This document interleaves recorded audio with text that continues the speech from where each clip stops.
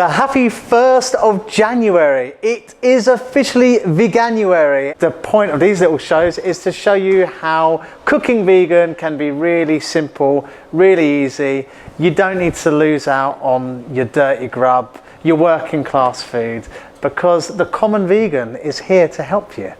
So today we're gonna do a vegan Cornish pasty. Now I know Brexit's coming up, so I don't know if I'm allowed to say Cornish pasty because the EU kind of forbids that. This is a cheap sort of working class grub meal. You can feed a family of four for about £3.50. All you need to do is any of your supermarkets that you're at. I've gone to a range on this shop today, but it's just soy mince. Now you look at that and you probably think, what the hell is this dried cat food? But it's actually really good, high protein, and it's just cheap. The carrots, parsnips, big onion, Swede, potatoes. Today we've just gone for a just roll type sheet.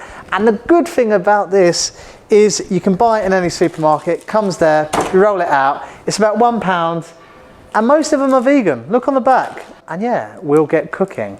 Okay, so you're gonna chop up your onion. Not fine, quite chunky. There's loads of recipes out there which are really classy Cornish pasties, which tell you to use a vegan steak, whatever, you know, some really nice porcini mushrooms and oyster mushrooms. But the point of a Cornish pasty, it's supposed to be working class grub, cheap as chips. So for this, I'm using cold pressed British rapeseed oil, because it's better for the planet. It's local. It comes from around here. It's not being flown in from Asia somewhere. And it's better for you because it's cold pressed and there's been less processing going on. So you'll see it's thick. When it heats up in a pan, it doesn't smoke so much and you use less of it. My chopping board is too big and heavy to lift up and scrape in, and I'm a big weakling. So, you want to saute the onions, get them kind of looking see-through, a little bit of caramelization, a little bit brown. This is going to make up enough mix to do more than 4 pasties. So when I say you can feed a family of 4 for £3.50, it's probably a family of 4 plus a couple of lunches. Always salt your onions, I don't know why, just salt them, tastes better. Now I'm going to turn that down. We're going to move on to the old parsnips. These aren't organic, so peel them and wash them. If they're organic, just chuck the mud in. What's the worst that can happen? Now in your big supermarkets, you can get these like stew packs that are like £1. I mean, they are pre-packed in plastic, which isn't great, but if you want to be lazy and just grab one of those, then that's basically your mix for this. Or you can buy loose, but for some reason, the big 5 supermarkets will charge you more. How does that work out? How does that work out? Parsnip. Just do it in quarters. Only has to be roughly chopped because it's going to be inside a pasty. You're not going to see it. Okay, bung that in your pan. You can see onions are done. What's good about this recipe, you just chuck it in a pan and you just let it do it. You don't have to faff around. It's all rough and ready. And I'm back from first aid. I had a chopping disaster. Chuck your carrots in. Now the Swede, you're not going to need a whole Swede. You're just going to need half a Swede. Because it takes quite a bit longer to cook, I would definitely recommend cutting it quite thin and into small bits. So then this all cooks in the pan at the same time.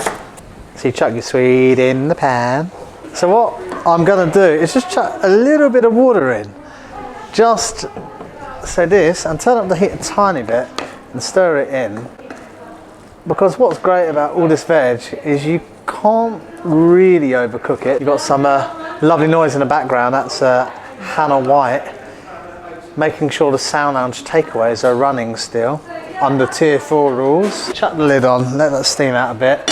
Whilst that's doing that, we'll cut up the potatoes for the Cornish pasty mix. And the yeast extract that goes in this, I've just bought a really basic, cheap kind of yeast extract.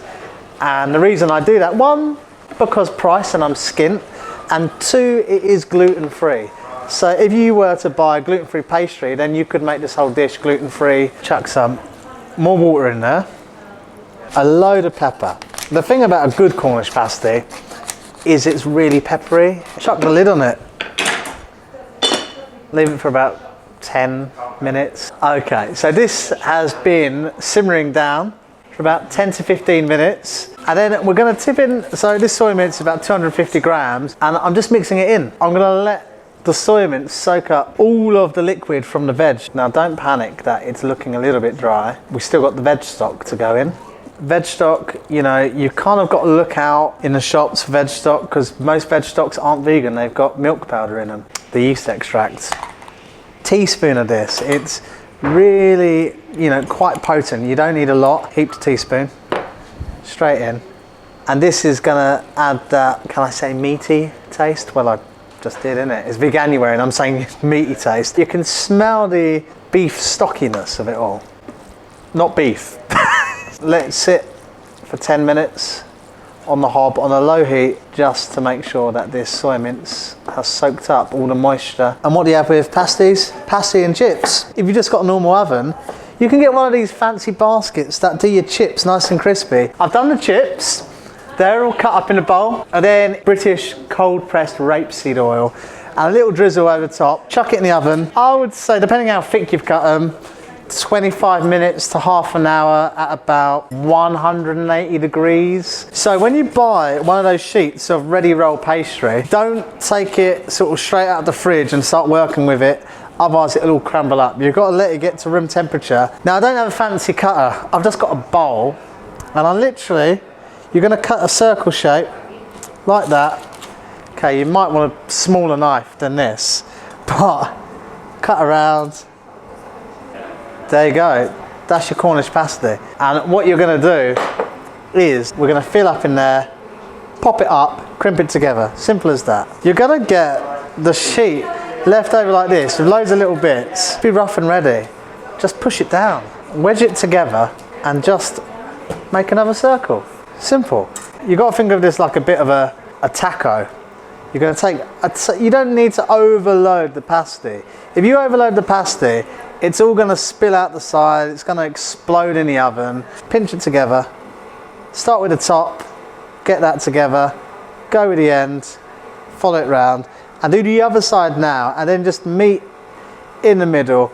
Now, I've seen lots of videos out there, they do fancy stuff. You know, this is just, you know, smack it together and hope for the best. And we do all of these, and as you can see from the mix in here, there's many more in here than just 4. So just freeze half of the mix if you want. When you've got to this stage, you've got them on your baking sheet, you're going to want to use some plant milk. Now I'm using, minor figures, oat milk, and it's made down in Somerset, I think. And there was an article that the Guardian shared about, you know, almond milk being terrible for water consumption. Oat milk's probably one of the most sustainable, apart from hemp milk, of all the milks. Now with the plant milk, whatever one you're going to use, I've put in just a little drizzle of maple syrup, and this is going to make a really nice glaze on the pastry.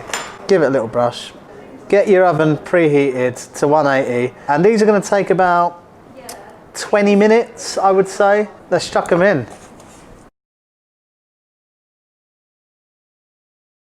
So, as you can see, we've baked our Cornish pasty. Simple.